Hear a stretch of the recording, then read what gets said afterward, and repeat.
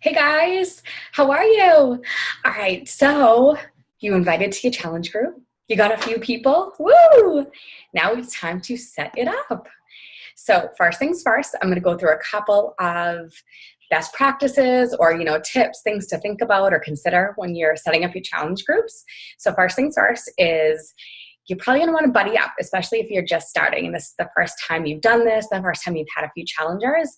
So, reach out to your success partner, run a group with your upline, definitely strengthen numbers, especially with the accountability and the support, the camaraderie piece, because if you only have two or three people to start with, and maybe one of you dies off by the end of the month, it's not as strong and encouraging with just one or two people. So definitely like 10, 20 people is awesome.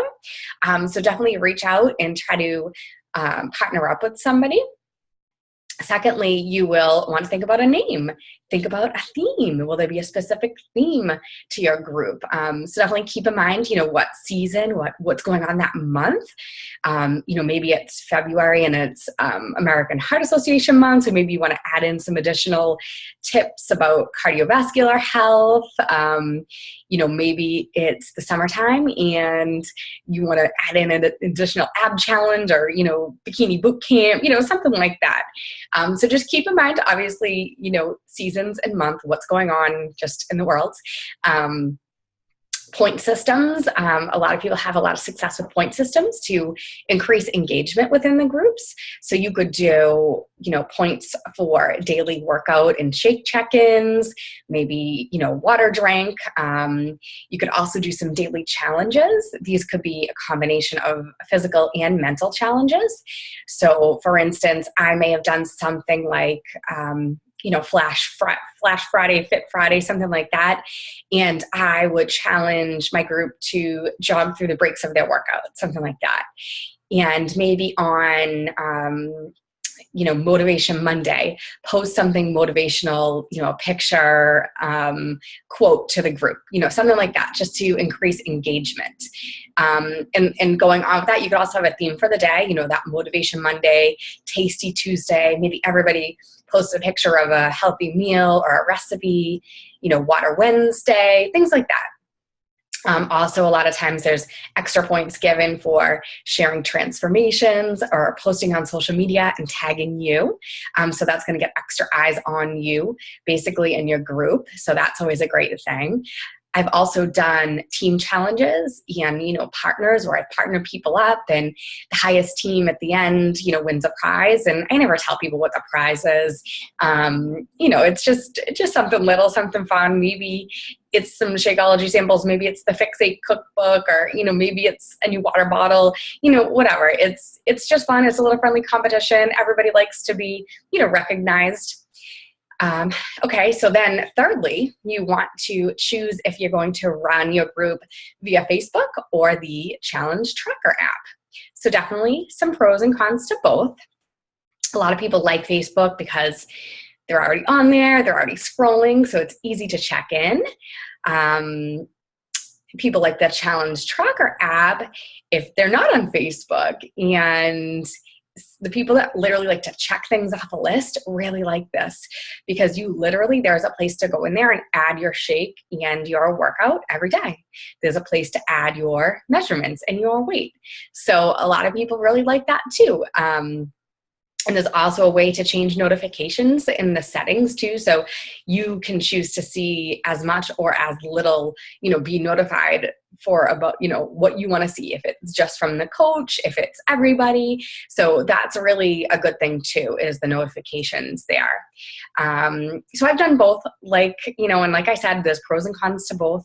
I personally am using the Challenge Tracker app because you have access to all of Beachbody's challenge group guides and your previous group posts that you can literally schedule ahead of time and copy and paste right through the Challenge Tracker or portal on your laptops. So I really like that because it just saves me time and just mental peace of mind that I can spend, 2 hours once a month and go through and schedule all of those posts.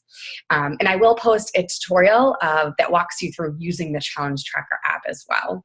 And then if you're going to set up a group via Facebook, pretty simple. You go to groups. I think it's up in the right-hand corner. There's a little plus sign. You would just start a new group, and you pick your name, you'd add a picture, and that's it. So then fourth, so once you've picked your name, you've picked your theme if you're having one, you chose which platform that you're using. Now you need to start adding your people.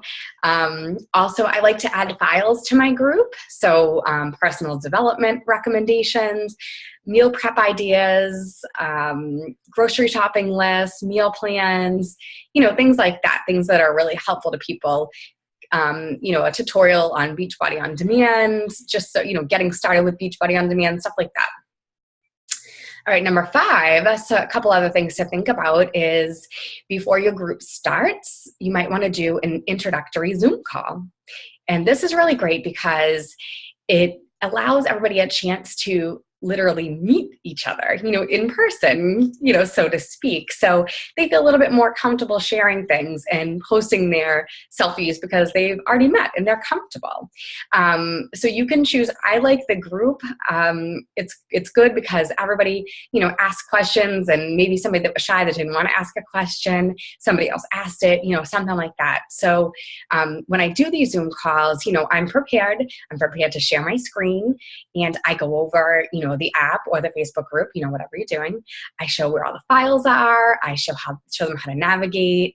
I go over meal plans. I go over, their nutrition guides, the container system. I go over making shakes and how you might have to try a couple times to get your right recipe, liquid to ice, ratio right. I go over the point system if I'm doing one, and I always find, or I've found in the past, that it's difficult to keep track of points. So I've recently set up Google Docs that everybody can go in and add up their own points and log their own points. And of course, I say, this is the honor system. The only person you're cheating is yourself. So I go over and I show them how to access and use the Google Doc if they're not familiar with that as well. And I really stress the importance of personal development and starting a personal development journey if they haven't already in this call, and, make recommendations of books to start with. And I also demonstrate how to take their measurements if they've never done this before. A lot of people get really confused, where the chest measurements is, where the waist, what part of the thigh, things like that. So I also demonstrate this, which is great. And questions, and I just open it up for questions. All right, and then number 6, you gotta start posting. So I like to do a prep intro week and then one daily post at a minimum, and that's in addition to my check-ins. So you need to stay engaged. Your challengers want to see and hear from you. So, if you're on Facebook, the morning post could be pinned to the top of the page, and that's where everybody would maybe check in with their shakes and their workouts, or maybe they can just post them to the wall. So, you decide how you want to run your group. Maybe there's a nightly check-in where people share recipes or the meals they had, and you can ask others to do the same. Just ask how your day was, how much water did you drink? I like to do definitely a nightly check-in as well, just for a little extra motivation and accountability and whatnot.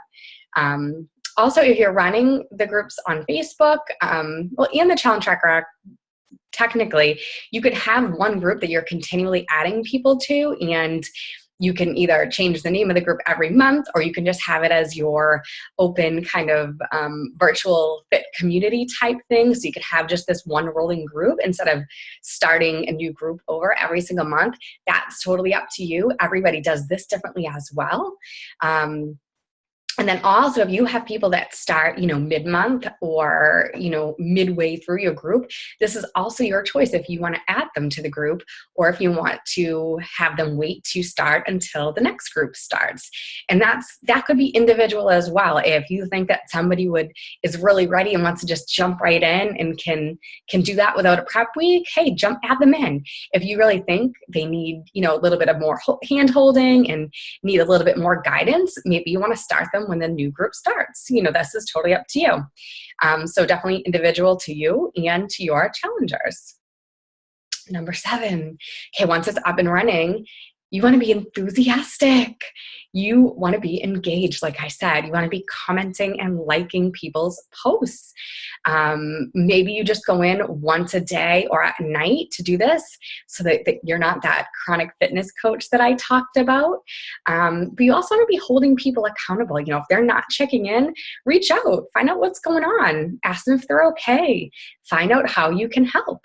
And then also you're going to want to be throwing in some little, breadcrumbs or planting the little seed. So you might be, commenting on people's posts, OMG, you're doing so awesome. Thanks for inspiring us. Or love seeing you do the work every day, with your crazy challenging schedule. You're so motivating, so you're basically planting these little seeds so that when, these challengers that are total rock stars in your group, when you approach them about coaching, you've already planted that seed. So it's not going to come as a total shocker when you say, hey, you want to check out my coach sneak peek? They'll already had that in the back of their minds, So, that's really all I have on challenge groups. And I just want you to know that it is important to know that this will be a trial and error for sure, for you to find out what works best for you and your challengers. I've tried a million different things. I've had tons of different groups and, just kind of getting into a groove. And I keep trying new things to see how to keep people engaged. And, I think that's the biggest thing, is giving these people the best experience, because this is where the magic happens, and challenge groups, they worked for you. And, we all need that accountability. I still need that calendar, and I still need to check things off a box, so this is, like I said, where the magic happens. So make this an amazing experience for your challengers. And, your action item for the day is to comment below with maybe 1 or 2 takeaways or ideas that I provided that you are going to implement and try out in your next challenge group. So that's it. I will talk to you guys soon. Bye.